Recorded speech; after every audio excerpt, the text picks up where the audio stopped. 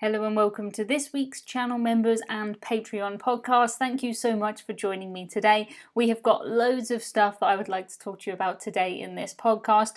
We've got quite a few new people in here too, so if you're new and you're listening to this for the first time, hello and thank you so much for joining us. We do podcasts like this every single week, usually on a Monday, sometimes a little bit delayed, but I try and do them on Mondays. And what happens in these podcasts is I will talk about things that are going on behind the scenes and I will answer any questions that you guys have. I also really like these podcasts because it gives me a way to kind of get feedback on things. I trust you guys, I trust your opinion, and one of those things that I'm kind of thinking about at the minute is I've been doing these 60-second cruise news clips on my YouTube channel for I think almost a year now, and I'm considering stopping doing them, and I'd really like to hear your thoughts on that. I think a lot of people like them and I like doing them. It helps me stay up to date with the news, but it does take me quite a lot of time, and I was going through my kind of YouTube statistics the other day and none of those videos have gained me a single subscriber for the last 2 or 3 months. They're not monetized, you don't make any money from them, they don't really get very many views, and I'm just thinking it's taking me quite a lot of time to make those every week and I could probably spend that doing something else like recording this podcast. I might just break it down, maybe do one a month. I'm always going to keep my news inside my newsletter. So if you've not already subscribed to the newsletter, please go to emmacruises.com/news. But I'm just debating whether I actually make the videos, and I'm just not sure at the minute. So I would appreciate your thoughts on that one. I'm just not sure that it is worth the time commitment anymore because things have changed, which is good. I never really wanted to be a news kind of person, but in 2020 it was kind of a case of pivot or do nothing. So I kind of moved into the cruise news space because so much cruise news was happening. Luckily now, the majority of the cruise news is Celebrity have restarted, Disney have restarted, Norwegian Cruise Line has restarted, which is exciting, but I don't necessarily know that that needs a video. I do tend to share those short things kind of on Instagram and stuff. They don't do very well there either. They don't do any better than if I just shared a picture. So I'm thinking I may stop doing those and just reinvest my time into something else. Not saying that if I stop, I will never do them again, because I might do them again, but I'm just thinking for right now, I'm not sure about it. But I would love to hear your opinions, so please leave me a comment either in Patreon or on the YouTube channel member thing, and I promise I will read them all because I'm really interested. It's hard because when I ask people on the video, of course the people who have watched the video are the people that like the video, so I kind of need a broader... I don't know. Everyone says they like things because they don't want to be mean, but also is it worth a morning of my week? Like, I'm not sure. At the moment, I'm trying to organise an international cruise. This is a cruise I've talked about to you guys in Patreon quite a lot. I haven't really talked about it on the wider internet yet, because until I have a confirmed cabin, I'm a bit nervous about saying it online in case it doesn't happen. Thanks to you guys who joined me in my Zoom a couple of days ago. That was lots of fun, really nice to talk to you, and I'm hoping that it's going to happen. I have paid for my travel insurance, which is incredibly expensive compared to my normal policy. Here in the UK, you're allowed to go to certain countries and you're allowed to take a cruise, but to do an international cruise from those countries is still not advised by the government. I hear a lot of rumours that that is going to change soon, and hopefully it will, but I don't think it will change in time for me, so I have bought a policy which is pretty expensive. For the 5 days, I think a 5-day policy was more expensive than my annual policy. Yeah, so that's kind of the price of that. I'm hoping to get on the Celebrity Apex. I'm really hoping to in a couple of weeks. So I will keep you guys up to date with that as it happens. At the moment, it's all okay. But you know how fast things change at the moment. I'm just not sure. I have paid for the flights though, so hopefully it happens, or I'll have to try and get all of the money back. But yes, at the minute, it is okay. And I would really love to do that. There's so much stuff that I want to see on Apex. I mean, come on. Celebrity Apex, how cool is that? And to leave the UK for the first time in a very long time, that would be awesome. So please keep your fingers crossed for me. Hopefully that will happen. Moving on to the questions from you guys on YouTube, from my YouTube channel members. Oh, I just wanted to say quickly while I remember, we are nearly at 100 Patreons, and when we hit 100 Patreons, I'm going to send out thank you cards. I think we've got almost as many people on YouTube too, so it's going to take me a long time to make these cards. But I made Christmas cards for everybody last year. Really enjoyed doing that. It was so much fun. Almost all of them got to their destinations. They got to New Zealand in a couple of weeks. They got to all of Europe in a couple of weeks. Some of them took 3 months to get to certain places in America, so I don't know when they'll actually arrive. But I'm hoping a few more Patreons. When we hit 100, I will send out thank you cards to everybody, and hopefully they won't take as long as they did last time. I feel like the post is a little bit better in the US now. I'm not sure, but hopefully I'll be doing that soon. Okay, really this time on now to the questions in YouTube. My first question comes from John. Hello to John, and he says, is the word cruises in your title intended to be a noun or a verb? Both works. Yes, both do work. I haven't really thought about it too much. I think I wanted it to be Emma cruises, as in that is what Emma is doing. So as a verb, I did joke that maybe last year I should have changed it to Emma cruised. But yeah, I think a verb works best because Emma is cruising, so Emma cruises. That's kind of how I was thinking about that, but however you want to think about it, that's good. Great question. Thank you, John from California. We have a question from Jackie, and she says, what cruise from the UK would you recommend for an American who's never been to Europe but may visit friends in London in 2022? Hope this is the first of many cruises to Europe. I would recommend always, if you're coming across from Canada, from Australia, you're coming from a long way and you're coming to the UK.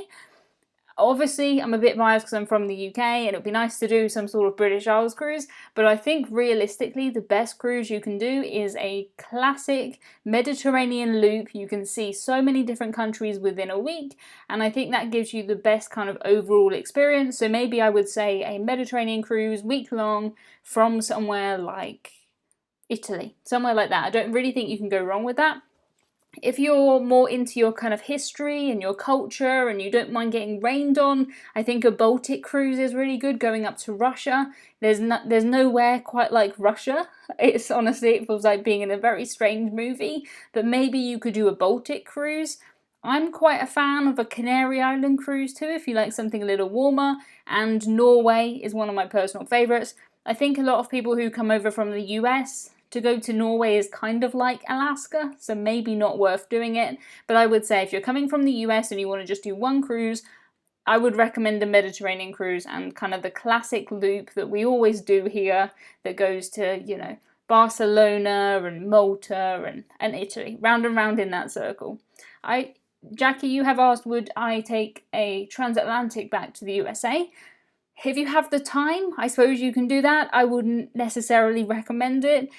Depends if you like transatlantic cruises. I don't think that they're for everybody. I would do one, but for me, I don't really think it's worth the time at the minute. So it's more if you want to do a transatlantic cruise. I wouldn't necessarily recommend coming over here and doing a transatlantic. If you could spend the extra week cruising around the Mediterranean, I would prefer to do that, personally. Our next question comes from Adam, and he says, do you notice any difference in security between the different cruise companies? I have never noticed any difference in kind of the number of security or anything like that. When a cruise is going well, you shouldn't really notice any security. You shouldn't really have to think about that. Adam asks, would it be worth choosing a cruise company based on its technical flag country to have the insurance of a reliable justice system? I would say definitely not. It's a lot more complicated than just the flag country. Yeah, if you're going with a big cruise line, you'll be totally fine. They do their own security, they have their own rules, they have their own jails. I've never noticed any difference between the different cruise lines. So yeah, I don't think you need to worry too much about that one, Adam. Just go and have a fantastic cruise wherever you're going. Our next question comes from Justin at Sunny Travels, and it says, do you know anyone who is awesome enough to be on the first NCL cruise out of Athens this week? Well, I think I may know Justin is on that cruise right now, having a fantastic time. He did do a live stream yesterday, which I missed because I was out walking in the rain, but I am going to catch up with it. Justin, have a fantastic cruise. If you're listening to this and you're still on the cruise, go and enjoy your cruise. Don't listen to me. But yes, Justin is there. First NCL cruise out of Athens. Oof, amazing. Ian says, sadly he will not be able to listen to my live. Fair enough, that's okay. If you ever catch up on any of my lives or anything, I appreciate you. He wants to know if a Princess cruise, the seascape cruises, will be any different to cruising with Princess pre-COVID. To be honest, I really don't think it's going to be much different. The only difference are going to be wearing masks, social distancing, and everything is going to be cleaned more often. And the way I see it, that is just a good thing. So yeah, do not worry. Everything will be open as it was before. You're not going to miss out on anything just because it is now. Just because it is now. Do not worry. It'll be almost exactly the same. Our next question comes from the Lone Cruiser, who says, which of the lesser known Canary Islands do you recommend and why? I've only been to La Palma, so I cannot comment on the other ones, but I'm a big fan of the Canary Islands. Canary Islands are fantastic for us here in Europe if you want all pretty much guaranteed heat in winter. It's a good place to go. Even if you take a Mediterranean cruise in winter, it can be cold. It's warmer than here in the UK, but the Canary Islands are pretty good for that. I did take a Canary Island cruise at Christmas a few years ago and it was absolutely brilliant. Love it, would love to get back there again. I did book a Canary Island cruise on Iona, but we all know what happened there. Our next question comes from Chris and he says, are US cruises requiring proof of vaccinations and mask on board in public spaces? Now, a lot of the cruises that are happening out of the US, you do not need masks on board, and it's very strange for me to see that because we're so used to our cruises here requiring masks.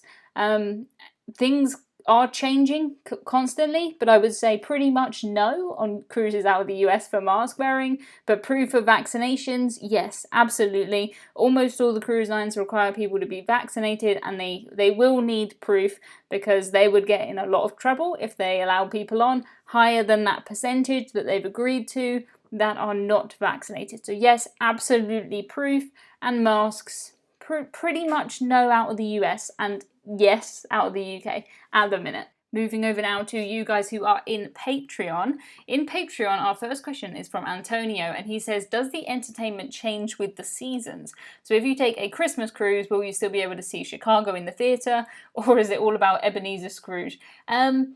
I would say a bit of both. When I've done Christmas cruises, they'll have the normal entertainment, but they'll also have bonus stuff. They'll also have a bonus Christmas show on Christmas Eve.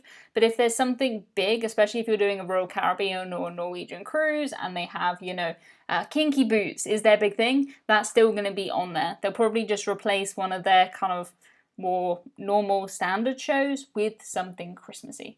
How varied are the holiday themes when comparing European cruises to American cruises?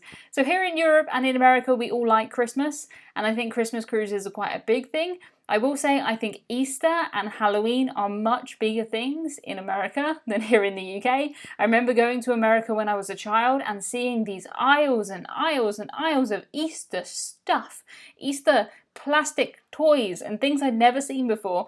Here in the UK, we have Easter eggs, which are big hollow eggs of chocolate, and that's all you need for Easter. But I think American cruise lines, Halloween and Easter, they do a lot more for that. You could almost not notice that it's Halloween, really, here in the UK or on European cruises. William says he lives in California, where Carnival is very popular and a frequent cruise line. What do I know about Carnival? So I have not cruised with Carnival. I tried my best. I got closer than I have ever been to cruising with Carnival in 2020, but we all know what happens there. Carnival do have a reputation. Yes, William, you're right. They do definitely have that reputation for being a booze cruise, and we are a couple in our 50s and not sure this would be a good cruise line for us. What cruise line would you recommend for couples who like to have a good time but don't necessarily want a party scene? So I think Carnival I think you've got it right with the reputation there. If you were to move to one of the still American cruise lines like Royal Caribbean or Norwegian, they're still busy. If you want a busy cruise, you want things happening on the daily schedule, you want adrenaline-filled things, they're still busy, but they're not quite as booze cruisy as Carnival. If you want something calmer completely, try a celebrity cruise, try a princess cruise, but I think maybe you want something that's a bit more lively than that, but not quite the Carnival booze cruise. Again, even just with Carnival, it's not like every Carnival cruise is going to be a booze cruise. A lot depends on the itinerary. A lot depends on the time of year that you're going. But yeah, maybe not the cruise line for you. I will keep trying to cruise with Carnival. I think I will really like it. I really like the casualness and the food and all of that stuff. I will keep trying. We haven't got any Carnival ships here this summer, or I would have got on one. But yeah, I will keep trying. Alistair and Jenny raised the best question. They said, after a cruise ship leaves the UK to go to the US, where do all of the kettles go? So most British Isles cruises, you'll find kettles in the cabin. I would guess they would just send off the kettles to whatever cruise ships will be in Europe at the time. Or they'll put them in a big box, in a big warehouse, and then when the ships come back to the UK, they will get back out those kettles, because we really need the kettles. We really need the kettles here in the UK. I can't imagine, honestly, getting up and not having a cup of tea. It just does not work. I mostly drink peppermint tea these days. When I'm on a cruise, I might drink kind of English breakfast tea. But yeah, we need the kettles, and people get really annoyed when we don't have them. So don't take them away from us. My next question from Bill, he has the same question about Carnival. If I know anything about it, I have avoided trying them. Yes, hopefully I answered your question. I'd love to be able to tell you more, and hopefully I will soon. But yes, I think they have that reputation for a reason, and understandably. They're very good at what they do. Kevin asks, have the European river cruises been affected by the recent flooding? I haven't heard of anything being affected by any recent flooding. Not all river ships are sailing at the moment. They're kind of staggering their restart the same way as the ocean ships are. So it may just be that they are just doing okay for now. But all the time I see the news of, Emerald Waterways are increasing more ships, and they're going back to this river, and they're going back to this. So I think it's getting better. But I haven't heard of anything being negatively affected. And when things are negatively affected, I normally get people messaging me saying this has been cancelled, this has been changed. Bad things tend to be in the news quite a lot. So I would take the silence as that it is okay. You guys might have heard me complaining recently because it was so unbelievably hot in the UK. Well, I think the UK heard me, and it was thunderstorms, rain, everything yesterday, which I was complaining about again. And then today it's glorious sunshine, and then tomorrow it'll be thunderstorms. That is just how it is here in the UK. Thank you so much, guys, for being in Patreon or being channel members. I think what I'm going to do is I'm going to share this podcast wider than just Patreon and channel members. I hope you guys don't mind. Every sort of 6 months or so, I tend to put out just a free one, and then people can have a look at what we have inside Patreon here. We do also have a Discord chat, a private chat where we can all talk about things. If you don't have the link to that, please do drop me a message. And we do monthly live streams for everybody in Patreon and anybody who is a YouTube channel member. For people on the higher tiers, we have extra things. We have Zoom calls. I sent out some presents to some of you guys on the higher tiers.